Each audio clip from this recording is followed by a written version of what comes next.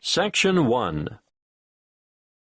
You will hear a conversation between a rental agent, whose name is Chase, and Brooke, who is looking for accommodation.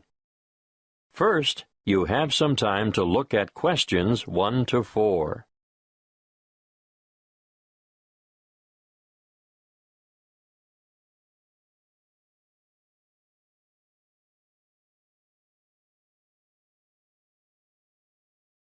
Now we shall begin.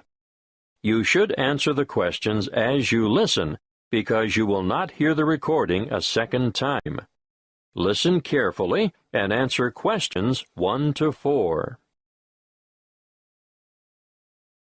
Good morning. My name is Chase. I'm the duty agent. Good morning, Chase. I'm Brooke Fields, and I'm looking for new accommodation. I'm sure I can help you with that, but let's get some particulars first, Brooke. What did you say your family name is? Fields. Good. Now, how old are you, Brooke? 26, almost. I'm still 25, but my birthday is next month, on the 24th of September. I see. And how long have you been in Australia? Quite a while now. I came 3 years ago and spent 18 months in Melbourne at first. How long have you been in Brisbane? A year. But... Oh yes, I forgot to say, I was in Adelaide for 6 months, but the weather was too cold in winter, and I didn't like it there. You'll like it here, then? Oh yes, I do. Now, what's your current address? Unit 4, 5 Trade Winds Crescent. But I'm only there for 3 more weeks. I've given notice already. I'm going to have to move quickly to find you something soon. What's the postcode for Trade Winds Crescent? 5217. Thank you. This unit you're renting now, is it 1, 2 or 3 bedrooms? 2 bedrooms and 1 bathroom. And are you looking for something similar in a unit or an apartment? Yes, 2 bedrooms will suit me just fine. But I often have family or other visitors come to stay, so I'd like an extra bathroom. I can understand that. Look, I've just listed an apartment with 2 bathrooms that might suit you. Would you like to have a look? Have you got time now? Good. Before you hear the rest of the conversation, you have some time to look at questions 5 to 10.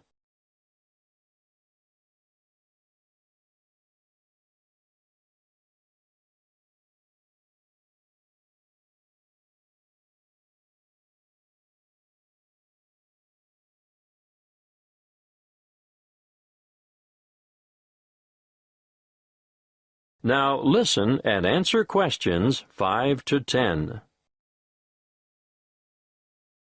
Well, here we are. What do you think? It's nice, but I wonder whether it gets too hot and stuffy in summer without air conditioning. I shouldn't think so. Did you notice the ceiling fans in all the rooms? Yes, but will I be able to have the windows open? There are no insect screens. Ah, well, there's a reason for that. Insects aren't a problem here. You may not get the sea breezes in this area, but there are other benefits. What do you think of the kitchen? Pretty good, really. It might not be very big, but it has a fresh, up-to-date feel and modern appliances. I just love this cute little pantry, too. The landlord has recently done all the floors. Do you like the carpet in the bedrooms? Oh, yes, I do. A good neutral colour. I especially like the living room. The polished timber floors are lovely. The bathroom tiles aren't new, though, are they? No, but any cracked tiles have been replaced, and they've all been professionally polished. Anyway, I'm glad you like the apartment. I think I know why. The owner is an interior decorator. Oh, that explains it. But there's just one problem, though. What's that? The rent is $300 a week. That's a bit more than I have been paying. Well, this is a better area than where you've been living, and the apartment is beautifully appointed. Yes, but $280 is my budget, really. And how am I going to raise 4 weeks' rent for the bond? That's $1,200. Well, that could be negotiable. I'll talk to the landlord and see how he feels. He might consider taking 3 weeks instead. By the way, could you sign a long-term lease? No worries. I've just started a new job in the city, so I'll be around for quite a few years, I hope. Well, that's great. Is your salary direct credited to your bank account? Yes, of course. So it won't be a problem to set up the same system for regular rental payments? I suppose. But I paid my last landlord by cheque or sometimes cash. Well, our agency only accepts electronic methods of payment. It's more secure and it keeps the bookwork nice and tidy. Yes, I see. Well, think it over, but you'll have to be quick. A property like this will be snapped up in no time. Oh, one more thing. It's a bit unusual in this day and age where tenants are expected to cover all the utility bills, like power, telephone and internet, but for some reason the water is bulk billed to the whole apartment block, so the charge for that is included in the rent. Well, that's a bonus, I guess. That is the end of Section 1. You now have half a minute to check your answers.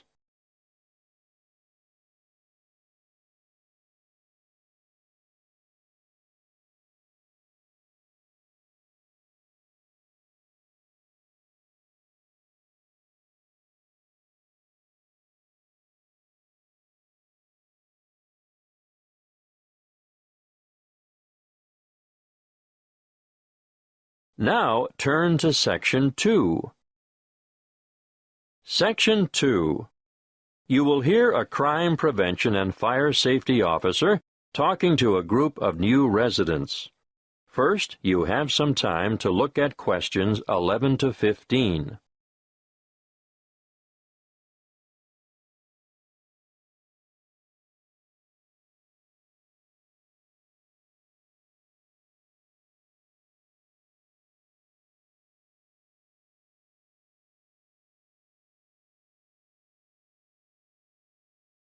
Listen carefully and answer questions 11 to 15. Good evening. Last week, Mr. Jenkins spoke to you about home security. My name is Malcolm Fletcher, and tonight I'm going to talk about personal safety when driving and fire safety in the home. Of course, we shouldn't go around perpetually frightened of all the bad things that might happen to us, but there are some sensible precautions that we should all take to avoid getting hurt. You probably know already that a great number of serious assaults occur in the vicinity of motor vehicles. You should always be alert when walking to your car and check the rear seat of your car before getting in. This is especially important in isolated parking areas or the far corners of major shopping complexes. Now, once inside your car, get into the habit of locking the doors.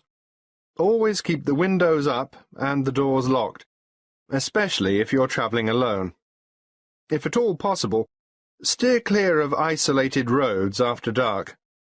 Even with all the high-tech communication devices we have today, many serious crimes are committed on lonely back roads. Make sure your vehicle is mechanically sound, and ensure you have adequate fuel in the tank at all times. If your vehicle does break down in a lonely spot, lift the bonnet and then lock yourself inside the car and call for help on your mobile phone. Never, under any circumstances, leave your vehicle and go with a stranger to seek help. It is better to wait for the police or some other emergency vehicle to stop and offer assistance. Of course, you should never pick up a hitchhiker. Some of the most serious crimes committed in this country have been a direct result of this foolish practice. If you think you're being followed by someone in another vehicle, Ideally, you should drive to the nearest police station. But if there isn't one within easy reach, drive to the nearest open service station or shop, or the nearest occupied house. Now, we are lucky enough to have a police station in this area. Do any of you know where it is? Look at this map on the screen, and I'll show you how to get to it from the community centre where you are now. Then, when you get home, you can work out how to get there from other directions.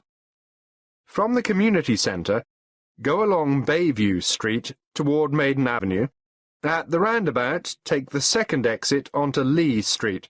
Go past the medical clinic, and at the next roundabout, take the first exit onto Moore Street. You should continue on Moore Street until you have passed the little block of shops on the left and the church on the right. Stay on Moore Street until you go over the bridge, and then turn right into Canal Street. You'll find the police station on the corner of Canal Street and Cockleshell Court. Before you hear the rest of the talk, you have some time to look at questions 16 to 20.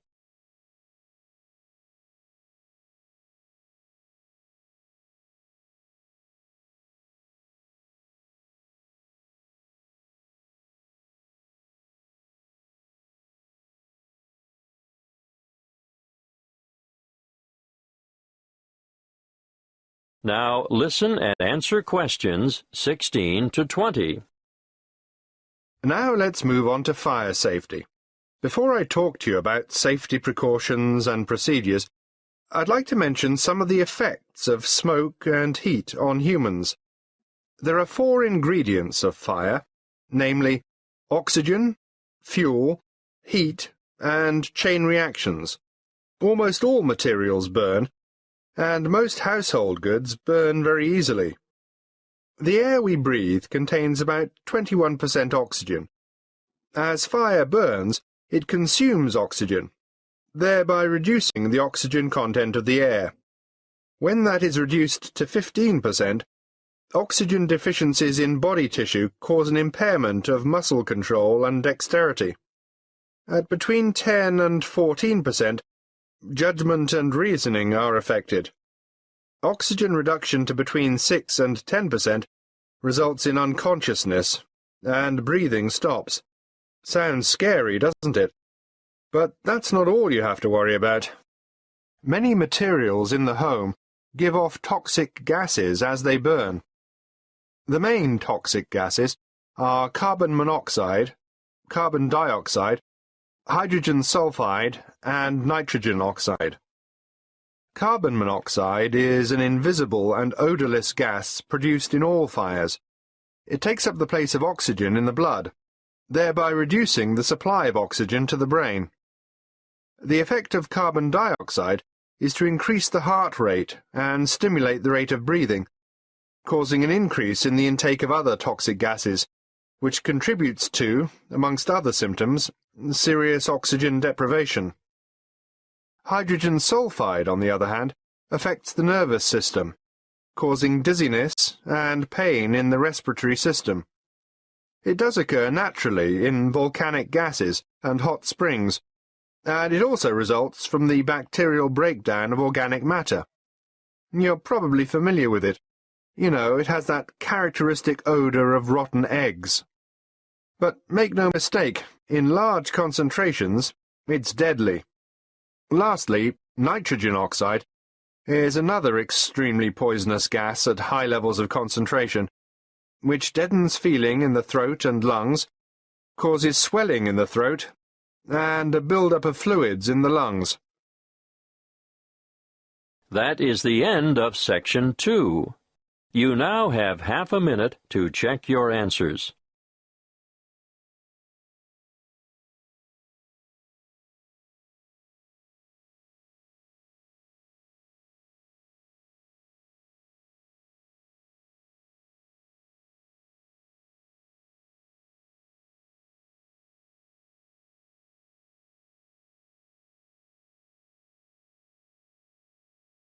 Now turn to Section 3.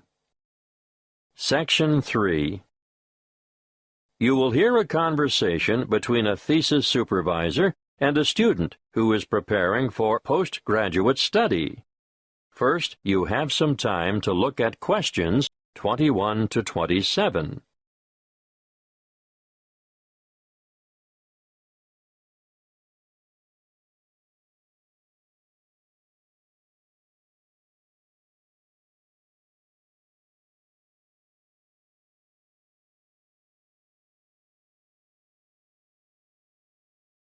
Listen carefully and answer questions 21 to 27.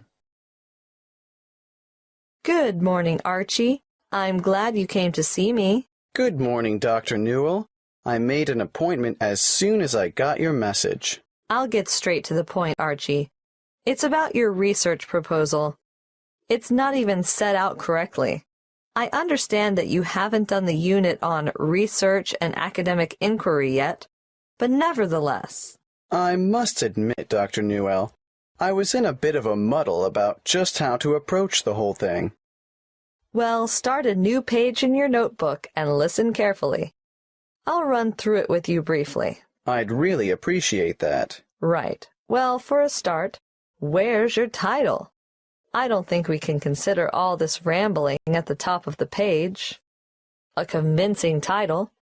It should be descriptive but concise. You can even omit the preamble, an investigation of. Okay, a clear and compelling title. Well, let's move on to the abstract. Yeah, I'm not really sure I know what that is. It's the aim of your investigation. Yours is only a relatively short dissertation, but you'll still have to include the research question, the rationale for the research, the methods you'll use, and what you expect the main findings to be. But I don't know what I'll find because I haven't done the research yet.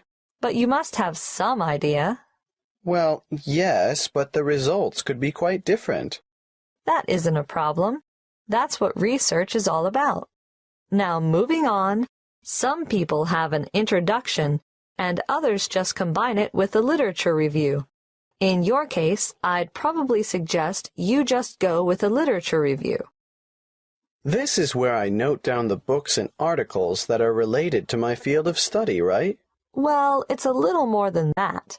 You have to evaluate the relevant literature and be able to show how your research fits into a certain area. So I write down the titles of the published material that has a similar theory to mine. Yes, but you should demonstrate how your theory is different from others as well. That's an awful lot of reading. Precisely. What you have at the moment is woefully inadequate. I guess I need to spend my summer vacation in the library. Yes, that's not a bad idea. But let's move on, shall we? There's more?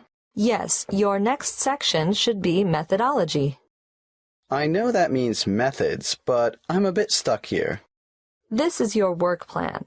This is where you summarize your data collection process. Like who will take part? Yes, your participants, how you'll get your samples, and most importantly, how you'll measure your samples. So that unit on validity and reliability will finally come in useful. Yes, but you'll also have to consider how you'll plan to proceed. Got that. Then what? Discussion is the next heading. What do I discuss? Potential outcomes.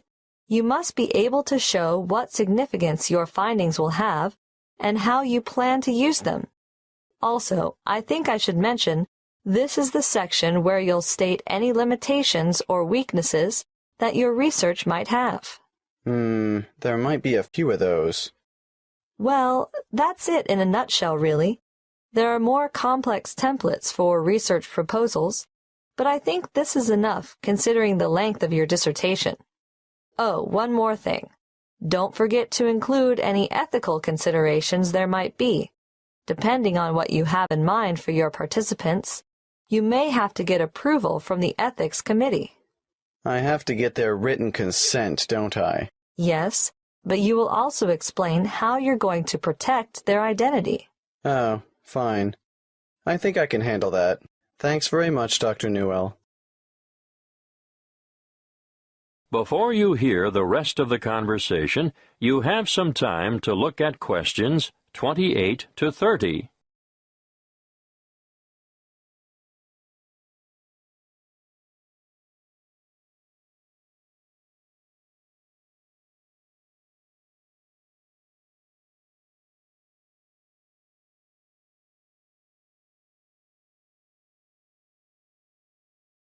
Now listen and answer questions 28 to 30. All I've done is go through the key elements with you. Let me explain that the proposal has to convince me that your project is worthwhile and that you have the necessary competence to carry it through. I understand. As you write it, you need to bear in mind 3 basic questions, and they are, what do you hope to accomplish? Why do you want to do it? And how are you going to do it? I can't make it simpler than that. No, that's really helpful. Thanks. Just a bit more advice, Archie. Students often come unstuck in their proposals because they don't organize their material. They lack focus and rely too much on repetition. Failure to cite references correctly will also go against you. Is APA style good? We don't specify a style in this department, but whatever you choose, it must be consistent. I'll stick with APA. I know that one. Good. One more thing, Archie. Don't ramble. You have a tendency to write without a clear sense of direction and include too much detail on minor issues. Keep the details for the major issues. I'll make a note of it. Okay. Get the revised proposal in to me by next week, and I'll have another look at it before the break. That is the end of Section 3. You now have half a minute to check your answers.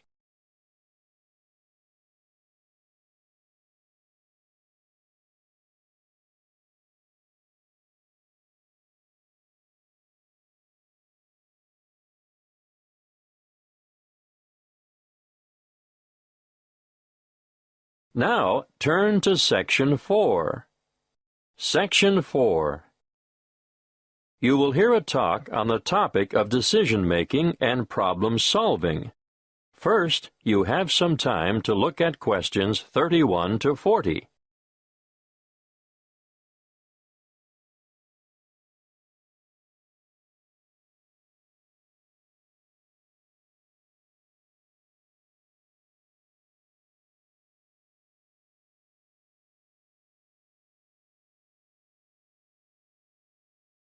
Listen carefully and answer questions 31 to 40. Good morning. Today, as part of your business management course, we're starting a unit on problem-solving skills and decision-making. Let's start with a powerful decision-making technique developed by Edward de Bono in his book 6 Thinking Hats, which you'll find on your required reading list. The method works by compelling you to move outside your habitual ways of thinking. Often, success in business results from rational, positive thinking. But these approaches, used in combination with quite different ones, will improve the overall quality of your decision-making. Now, each thinking hat has a different color and represents a different style of thinking. Let's start with the white hat. When you're wearing the white hat, you look at the information you have. You look at historical trends and try to analyze them. And you take account of gaps in your knowledge and try to fill them. On the other hand, if you're wearing the red hat, you listen to your gut reaction and instincts. You also try to imagine the intuitive response that other people might have. How would other people, who are unaware of your reasoning and all the facts at your disposal, react? That brings us to the black hat next. Black hat thinking, as its name suggests, is cautious and defensive. And you examine why something might not work. It all sounds very negative, but it is essential to know what the weak points in a plan of action might be. It permits you to alter your approach, eliminate problems, or at least be ready with contingency plans if the worst happens. After all, it is better to spot the fatal flaw and know the risks before you undertake a new enterprise. The opposite viewpoint, of course, comes with the yellow hat.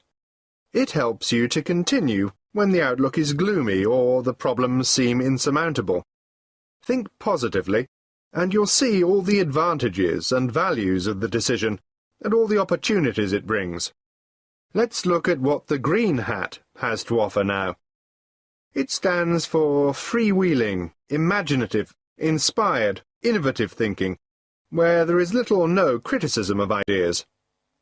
Original solutions to a problem are more likely to arise when you're wearing the green hat. Finally, the blue hat. This is the hat that the person chairing the meeting wears. The blue hat is in charge and organizes the meeting. He or she can point activities in the direction of other coloured hats when required. For example, if ideas have dried up, the blue hat will suggest more green hat thinking. If there is too much exuberance and enthusiasm for an idea, the blue hat will ask for black hat thinking to ensure that any possible defects have been addressed. Needless to say, you can use 6 thinking hats by yourself, but it really comes into its own when participants with different thinking styles come together to make a sound decision. Now, another useful way to generate radical ideas or creative solutions to a problem is brainstorming. You're all familiar with the term brainstorming, and I'm sure you've all done it from time to time. But even in well-managed groups, sometimes big egos intimidate less confident participants, who in turn may feel pressured to conform, or are inhibited because of their respect for authority. What I would suggest in this case is a system called the stepladder technique. If you follow the flowchart on the board, you'll see there are just 5 basic steps. Firstly, members contribute on an individual level. The task is presented to them. They are given time to think and form their own opinions about how to solve the problem. You do this before you get them together as a group. Secondly, you form a core group of just 2 people and allow them time to discuss the topic of concern. In the third step, a third member is added to the core group, but, and this is most important, that third person presents his or her thoughts before having a chance to hear the proposals that have already been put forward. When all 3 have explained their ideas, then they can consider their options collectively. In step 4, the same process is repeated. A word of advice here. Keep the group small to maximize effectiveness. You can limit the numbers to 4, or add more, but I wouldn't go above 7, not if you want a good quality decision.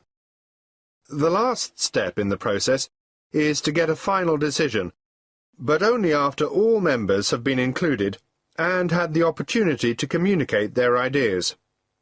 The main benefit of this step-by-step method is to give even the most diffident and quietist people the chance to share their ideas before they can be influenced by others. That is the end of Section 4. You now have half a minute to check your answers.